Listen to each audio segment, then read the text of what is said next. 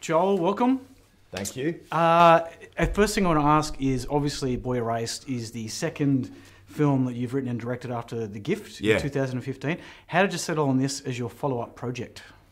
Well, I was sort of in the wilderness after The Gift. I knew I wanted to make a movie, but I hadn't found my subject, and I was like, I hadn't written anything, and I knew I wanted to make a drama, and I knew I wanted to put something positive into the world, something optimistic. And then I read this book. I was given the book, and I remember I only read it because I was obsessed with institutions. You know, I was always fearful of cults and prison and the military and boarding school, anywhere where I felt like as a child I might be locked up and kept away from my family. And so it became part of my diet of movies as I grew up too. Loved prison movies. Right. And then so I was given this book and I was like, I've heard about this thing, gay conversion therapy. And this kid had really been through it and he'd written his memoir about it. So I was like, I read it really quickly.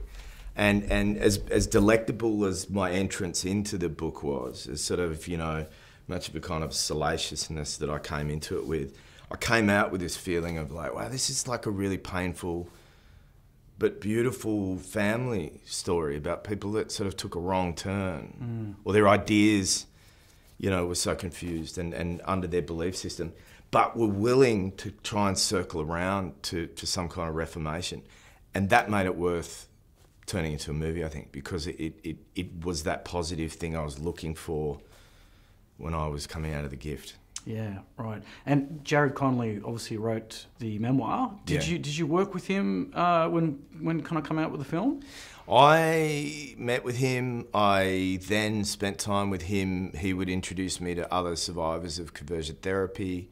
I asked him if he would write the screenplay. I felt, you know, as someone, as a straight guy, that there was something that didn't qualify me to make his story. So many things I could relate to, but there was that one thing that I felt like, oh, okay, well, this is not for me to do, but can I help? And the more and more I realised no one had optioned his book after a year, that nobody else had really come knocking on his door, and yet I was waking up obsessed by his life, that I felt, well, why can't I get involved? And I started writing a screenplay. Once I'd done that, I was deep into it. But I would share it with him every step of the way. Every draft, long conversations on the phone. I'm sure he was annoyed at me because I'd call him from Budapest where I was working, picking through every part of the script. And then he was on set with me. Yeah, right. I would ask him about, kind of consult with him about almost everything, really. And now, of course, coming out the other end, he's such a great person because he's also out there pushing the film. He knows that his story turned into a film has an ability to do what he has done so well, which is become a strong advocate for change. And this is just one extra component. He's also producing a podcast that gives you a much deeper and more expansive view of the landscape of conversion therapy, which is coming out in conjunction with the film as well. Yeah, it's quite shocking when you sort of get into the nitty-gritty of what it's all about. Yeah, and I'm just really starting to learn about it here as well. I had a conversation with Anna Brown, who was behind the report that was released yesterday, and today I'm meeting a couple of guys who are survivors of Australian conversion therapy, and I wasn't shocked to think that it's going on here, but I'm constantly baffled by it. You know what I mean? Like baffled in the absurdity. Like it's interesting to be able to laugh and find something absurd until you kind of constantly acknowledge that it's actually real for some people.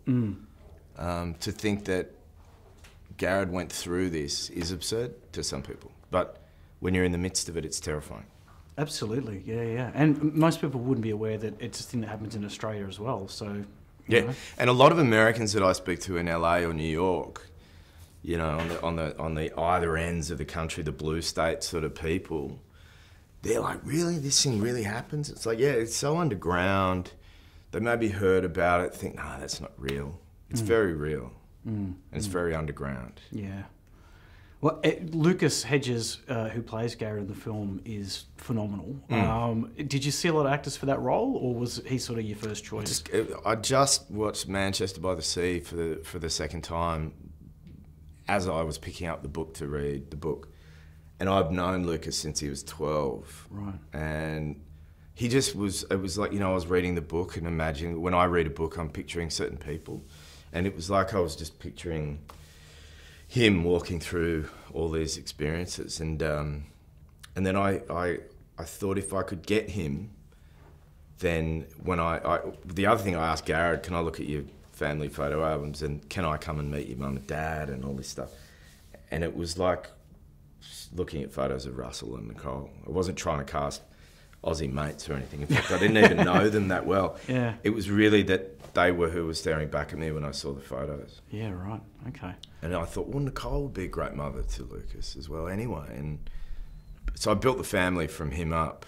You know? Right. Well, when you see there's a photo of the real family at the end of the film, you actually can see the similarities between Russell Crowe and Nicole and the parents, and it's quite uncanny. Yeah, and Russell actually took his own little private trip, and 5 minutes into the sermon of Garrard's father one day in Arkansas, Russell just walked into the church and sat up the back. Wow. And then afterwards they had lunch, and the pen that Russell uses in the film is actually Herschel, the real guy's pen. Wow. Which he loaned to Russell, and Russell then gave it back to him at the end of the shoot. So you see that in the photo of the dad in the pocket, and they had a real deep text exchange throughout the movie. And how interesting. Yeah, he was reticent about the movie. You know, he is, as the movie says. He said to me over the dining table, "I don't want you to paint me as some kind of hero that I'm not. Right. I want you to render me as I am, somebody who is in the process of trying to reconcile my faith versus my acceptance of my son." So, but he's okay with us, but I know it's going to be tough for him to watch the film. I'm sure. And your character in the film, Victor Sykes, to me, has a very striking resemblance to a real-life Ned Flanders. Yes. I'm wondering if that was intentional. Yeah. Because you've got the mustache, you've got the haircut. And the glasses. It's like, I was like, if there's a Simpsons live-action film, you're a shoo-in. And actually, for there's a scene that we cut from the film where you see me bringing I go to the restaurant that's at Lucas's character's hotel, and I purposefully had 2 young kids with me as well, because, you know, Ned has 2 kids. But no, I always joked that it was a gene splice of Ned Flanders and the way my father looked 25 years ago when he did have a mustache. Right. Yeah. And somebody said to me the other day, you know, there's a lot of terrible things that go on in Boy Raised, but you know the most terrible thing is, and I was like, what? He said, your outfits. You know, the yellow tie with the deep blue shirt and the pleated black slacks. I was like, there's some more terrible things, but yeah, it was a good joke anyway. Excellent. All right, well, thanks for your time today. Thank you. All right, cheers.